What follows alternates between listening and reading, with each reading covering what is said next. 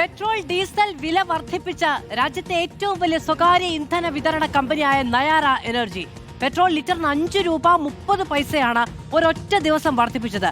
Diesel ലിറ്ററിന് 3 രൂപയും കൂട്ടി.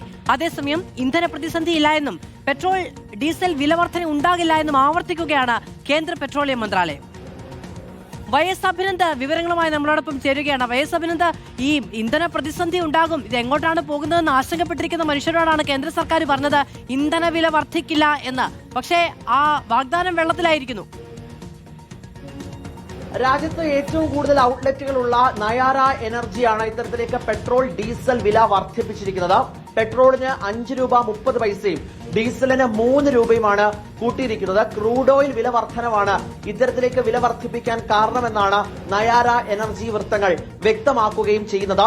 ഇതിന് ചുവട് പിടിച്ച് മറ്റ് സ്വകാര്യ കമ്പനികൾ കൂടി വില വർദ്ധിപ്പിക്കുമോ എന്നുള്ള ആശങ്കയാണ് നിലവിലുള്ളത്. ഒരു ചോദ്യമായി തന്നെ മുന്നിലുണ്ടാവുകയും ചെയ്യുന്നു. വലിയൊരു വർധനവാണ് യഥാർത്ഥത്തിൽ നയാര എനർജിയുമായിട്ട് ബന്ധപ്പെട്ട് ഉണ്ടായിരിക്കുന്നത്. കാരണം 5 രൂപയാണ് വർദ്ധിക്കുന്നത്. വലിയൊരു ആശങ്ക തന്നെ സൃഷ്ടിച്ചുകൊണ്ടാണ് ഇന്ന് ഉച്ചയോടുകൂടി ഇത്തരത്തിൽ വില വർദ്ധിപ്പിച്ചതായിട്ടുള്ള റിപ്പോർട്ടുകൾ പുറത്തു വരികയും ചെയ്തു. ഇന്ന് തന്നെ അത് പ്രാബല്യത്തിൽ വരികയും ചെയ്തു.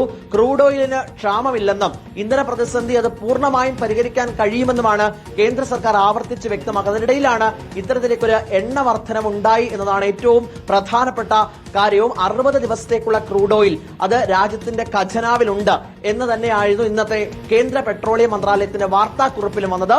എന്തായാലും വലിയ രീതിയിലുള്ള പ്രതിഷേധം ഇതുമായിട്ട് ബന്ധപ്പെട്ട് ഉയരുകയും ചെയ്യും. കാരണം സ്വകാര്യ കമ്പനികളാണ് വർദ്ധിപ്പിച്ചുള്ളത്. ഇനി പൊതുമേഖലാ കമ്പനികൾ കൂടി വർദ്ധിപ്പിക്കുമോ എന്നുള്ള ചോദ്യമാണ് ഉയരുകയും ചെയ്യുന്നത്. വൈഎസ് അഭിനന്ദാണ് വിവരങ്ങൾ നൽകിയത്.